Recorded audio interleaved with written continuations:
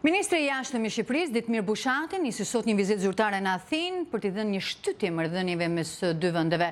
Këto marrëdhënie vijojnë të mbeten në një frymë mosbesimi mes Tiranës dhe Athinës zyrtare, por çfarë mendojnë studiuesit për nivelin aktual dhe të ardhmen e marrëdhënieve shqiptaro-greke? Korrespondenti ynë Raymond Kola përgatiti materialin vijim.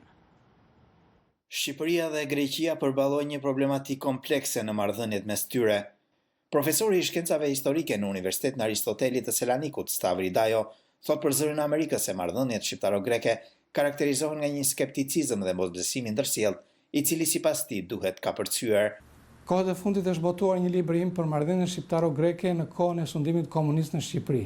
Dhe këto marrëdhënie cilësoheshin me dy fjalë: skepticizëm dhe mosbesim reciprok. Nëse ky mosbesim ishte plotësisht i përligjur në kushtet e luftës së ftohtë dhe të përkatësisë ndryshme politike të dy vendeve, tani është absurd.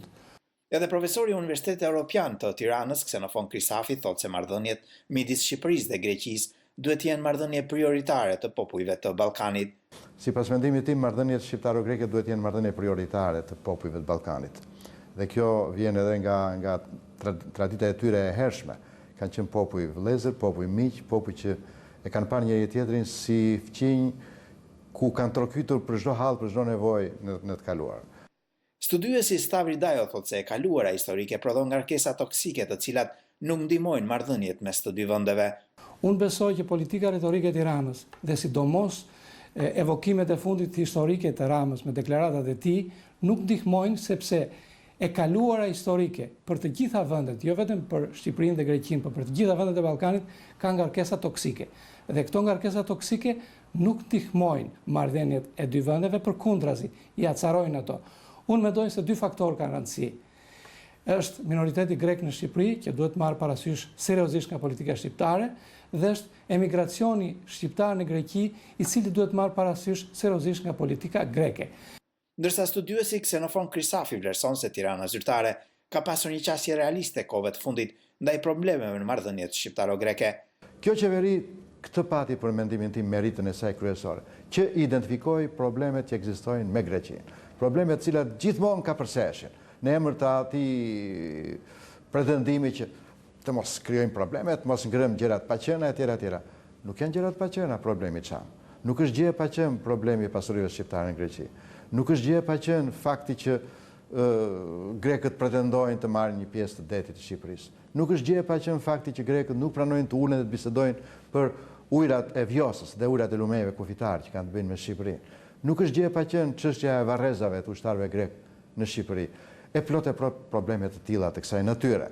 Studiuesi Dajo thotë se është tepër skeptik për arritjen e marrëveshjeve të shpejta në marrëdhëniet mes Shqipërisë dhe Greqisë.